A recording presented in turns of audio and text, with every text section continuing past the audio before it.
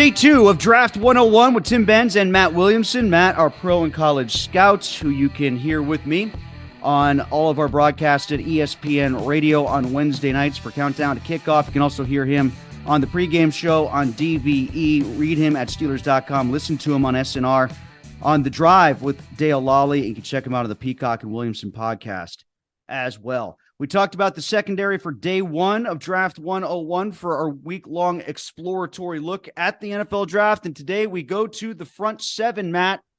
And I'm intrigued with the front 7, especially from a Steelers point of view in this draft class, because I don't know what the Steelers front 7 is anymore. Do you? I'm very confused as to who they're looking at, why they're looking at them, and the evolution of what the Steelers front 7 really is at this point. Yeah, and the league is changing very rapidly in that you're seeing more and more zone, you're seeing more and more too high safeties, you're seeing less blitz across the league, and the Steelers reflect that too. And you're not going to see a lot of the old school LeBeau 3-4, although that's still part of the package. I don't think this team has a need or a desire for a Casey Hampton in the middle, nor does most of the league. You wouldn't turn your nose up at that guy, but you need more pass rush. I do think that these positions are becoming more and more interchangeable. I didn't see the Leal pick coming because I don't think Dick LeBeau would have even considered drafting LaMarvin Leal last year. I mean, he can stand up, he can go down. So I think they're, as the league is just looking for disruptive frontline players. And I don't love, if we start with the 300-pounders in this class, we could call them defensive tackles, noses, 3-4 ends. It's not a particularly strong class. There are some names I like, but finding the next Cam Hayward isn't going to come easy this year. So when I hear the name that's brought up a lot, and, it's a name that I think Steelers fans have fallen in love with because of the image of what he could be, Lucas Van Ness from Iowa, that name is bandied about quite a bit, and the Steelers did go and visit with him and look at him at Iowa's Pro Day, a sophomore edge, 6'5", 275. I don't know what that is in the Steelers defense. Is that TJ Watt? Is that, it's not Highsmith. It's not Cam Hayward or Stephon Tuitt. What is he? He's very interesting to me. And in the end, I think if you brought him in, he would be a bull in the china shop disruptor. And it's funny, I just wrote something about him this morning, and I did look at it through a Steeler lens, that if they were to take him, I think this is what he is. I think he's a more athletic, slightly bigger version of Bud Dupree coming out of school. A run-through-you guy, power player, but he bends and changes directions a little bit better than Bud. And I wonder if they were to add him, would it be with the Aaron Smith plan in place, where kind of like Leal, where he's disruptive his rookie year, you keep putting on weight. He has the length that maybe he gets up to 290 and turns into an Aaron Smith type player with more athleticism. And he may not even be there at 17, but that's a little bit too much projection for me to say, boy, turn the card in at 17, because he does have to play a position. I'm a believer in this positionless football and all that, but in the end, he has to have a trump card, and I'm not sure what that is for Pittsburgh. Especially since so much of the improvement or the hope to continue improving, they were up and down with it, but they were better against the run last year than they were the year before. And I don't think the trend to continue to keep getting better against the run is to be that much smaller on the edge. They still need Hargrave, Ogunjobi, Hayward, Tuitt types. Are there any guys like that in this draft? Well, Jalen Carter is the best player in the entire draft, and I know he has some off-the-field issues, but folks, you're out of luck. He's not going to be there at 17. Forget about it. He's a superstar. The guy that most reminds me of Cam Hayward in that style of player is Clemson's Brian Brisset. And really interesting story. He's a 5-star recruit. We know Clemson's loaded. As a true freshman, he was Clemson's best defensive player. He's had a couple major injuries since. And unfortunately, it's terrible, but his younger sister passed away right before this past season. And he easily could have hung it up for the year, and he didn't. And he fought through injuries, and he fought through that hardship and didn't put his best tape out there.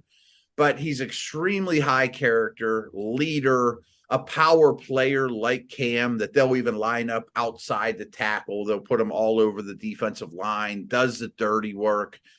Now, if you told me you're cashing in 17 for Brisset right now, I would kind of say, maybe, maybe not. I'd rather see how the first 16 fall. I wouldn't have a problem with it, especially because the defensive tackles are light this year, that he would fit in very well around here, in my opinion. I really liked him at Clemson. Another guy I like that is a little smaller than that, but again, with an eye towards putting on some weight, and certainly was an effective college player in the Pac-12, the kid from USC, Tuli Puilotu. Yeah, I think you nailed it. Tuli Puilotu. There you go. I watch him, and maybe I haven't watched the right tape. Maybe I should watch a highlight tape because I don't see him making enough plays. And there aren't many guys nowadays that I would call a tweener, but I think he's a tweener. A tweener between what? like a 4-3 D end and an upfield Aaron Donald 3 technique. And he doesn't have great length. And I know the 3-4-4-3 thing doesn't matter for Pittsburgh nearly as much as it used to. I don't think he's disruptive enough. I mean, maybe with the second round picks, and he's not for me. And maybe I just have a blind spot for him or haven't watched the right tape, but I just don't see it on tape. I don't see a lot of twitch. Is there another player beyond Brisset who is of that mold that if they don't get him in the first round and they're thinking corner or something else, that they can get, say, on day 2? A guy that I'm coming around on, but slowly, is Michigan's Mazzy Smith. Okay, I've heard that name brought up before. Yeah, he's a wide-bodied. He's a nose. I mean, he's much more of a nose, but he is possibly the freakiest athlete in this entire draft, pound for pound. Like, there's almost urban legends about Michigan had to change their weight room for this guy because some of their machines didn't have enough weight. And he doesn't do 225 reps. He does 325 reps, and he moves unbelievably well. He has half a sack in his whole career, though, so the production doesn't match it, but boy, there is a lot there to work with. And he would be an upfield power nose that just has a ton of ability. Gurvon Dexter Sr., what about him? He's a sophomore, kind of a little bit smaller than that, 6'6", 312, but I believe the Steelers have him scheduled for a visit, if I'm remembering correctly. I bet they do, because he looks like their type of 3-4 defensive ends. Very long, huge hands, long arms, lock you out. A lot of work to do technique-wise. He can get his pads kind of high, but he's not stiff. I mean, it's just coming off the ball too high. I think he needs work, but there's a high ceiling there and is an obvious scheme fit with this team. I'm going to give you just rapid fire here 3 other names up front that I know the Steelers have at least been linked to, 2 directly because they met with them. Zach Harrison of Ohio State, 6'6", 272, kind of like Van Ness light, if you will. Yeah, a later more finesse than Van Ness. Crazy long arms. He's another one that would probably show up here as a 3-4 outside linebacker and maybe grow his way into an Aaron Smith role, but I think he's more of an edge. This guy was one who apparently blew up at his pro day, and the Steelers were there. Iowa State's Will McDonald. He's more of a 3-4 outside linebacker, like a traditional, like almost like a James Harrison size 3-4 outside linebacker, right? Not nearly as thick. I mean, he has a very narrow waist, unlike James. Well, he's taller than Harrison, but he's taller, longer, highly productive, super twitchy, pure 3-4 outside linebacker. Like, not great versus the run. He got to Iowa State. He was like 190 pounds, and they knew he was going to be a project, but nobody could block him in their training camps and things. So they started putting him out there, and he just makes play after play. So I think he's a late first round guy. Last guy I'll ask you about up front, Kalija Lipscomb, not necessarily just through a Steelers lens. How do you think he'll be as an NFL player? Where might he get drafted? And is there any connection to the Steelers at all, do you think? I don't think they're after that type. And obviously, everyone's compared to Aaron Donald. The poor kid, he's got no chance to be Aaron Donald. Nobody does. He wins with great explosion off the ball. Like his 40 time was tremendous, but his 10-yard split was even better. And that translates to tape. I mean, he is low. He's Geno Atkins type, really hard to get your hands on. But he's got short arms, which worries me. And I wonder, worst case scenario, he might just be a interior pass rush specialist. Like I don't know that he holds up against the Ravens on the inside for 60 snaps and probably doesn't fit here.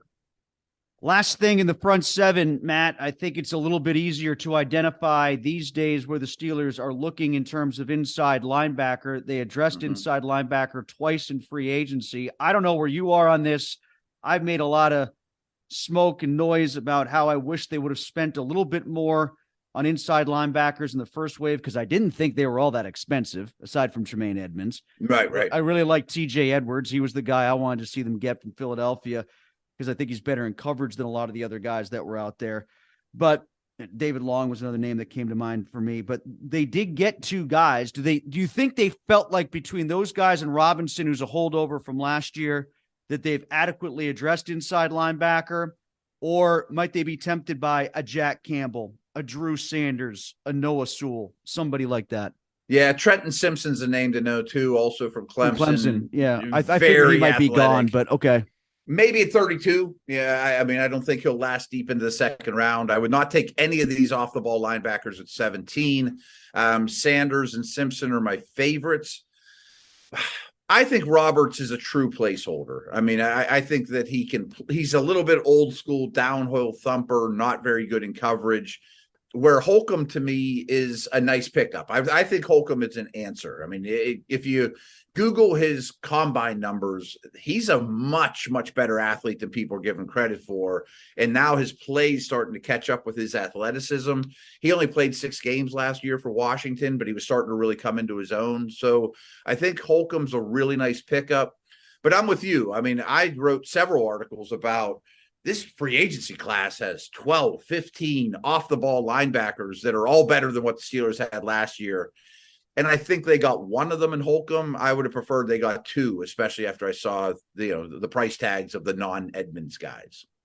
When we come back on Wednesday for the third day of Draft 101 with Matt Williamson, we're going to talk about the offensive line.